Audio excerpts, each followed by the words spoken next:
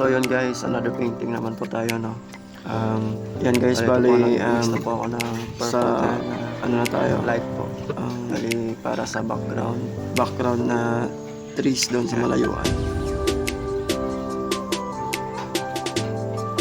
Mas maganda po kasi guys na Nasa may passion kasi po yung din. sinabi sa akin ng marami para drawing tayo po lahat.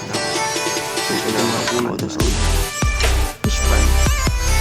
Prepare sa pagbuo ng perspective. Kung gaano karami mas maganda po, iba-iba yung dapat mo fish pan sa gitna ng palaya. Yung kulay ng gamitin. Hindi lang po sabi na gawin niya. Tapos pag-blend. Hindi siya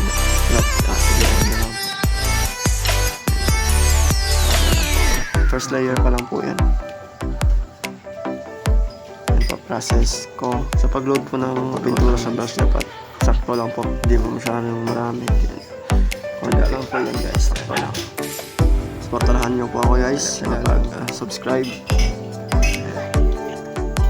channel ko. Abangan nyo po guys yung ano nito, mga continuous details na pala. Malaki yung brush na naman sa final layer na tutorial. First layer pa lang pagawa ng landscape. So dyan po sa ilalim na portion na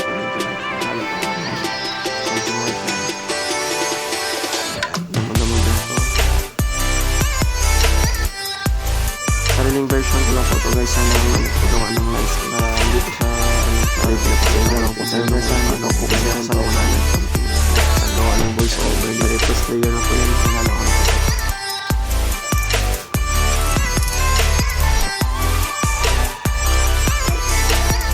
Hindi nyo lang guys yung nanawa nyo para hindi kayo mag-boring kasi mostly Mas sa okay po yung ganito ang maraming discard. Yes, yan kasi dapat alam mo na kung magkuha na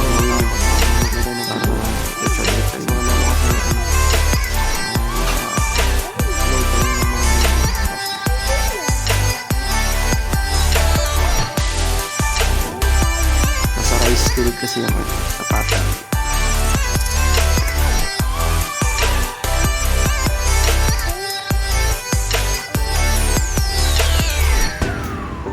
Alam ko na po kasi yan po, parang naglalaro lang po ako dyan. Diretso na po. Mas maganda po kasi na sa isip mo kung anong gagawin nyo. Dakat na po kasi yan sa dulo eh. Kaya wala ang bundok na matatanaw dyan. Tuloy-tuloy na po ang paggawa. Huwag na masyadong seryoso. Enjoy lang natin yung process.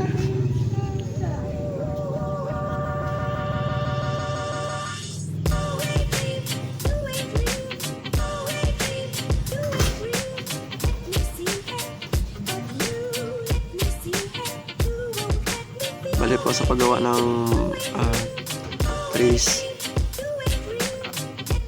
ako lang po nagbe-blend ng kung anong kulay gagawin ko dyan.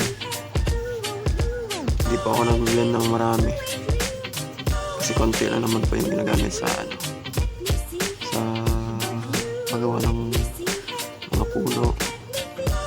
Basta doon lang sa paggawa ng background na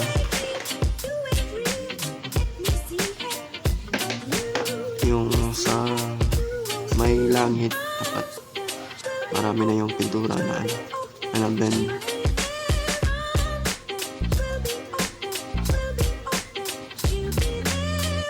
para sakto makaboy yung lahat ng space ng gagawin.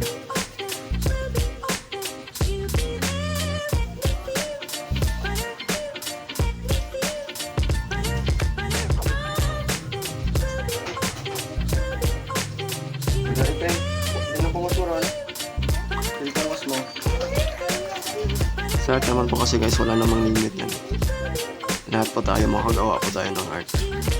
Importante po is masaya tayo sa ginagawa natin. Express natin yung sarili natin. May kanya-kanya naman po tayo pananaw sa buhay.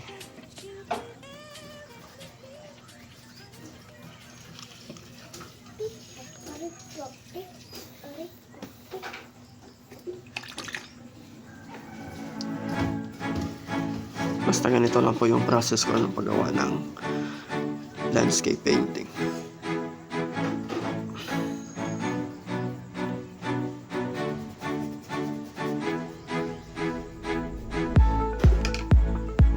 Namix na ako ng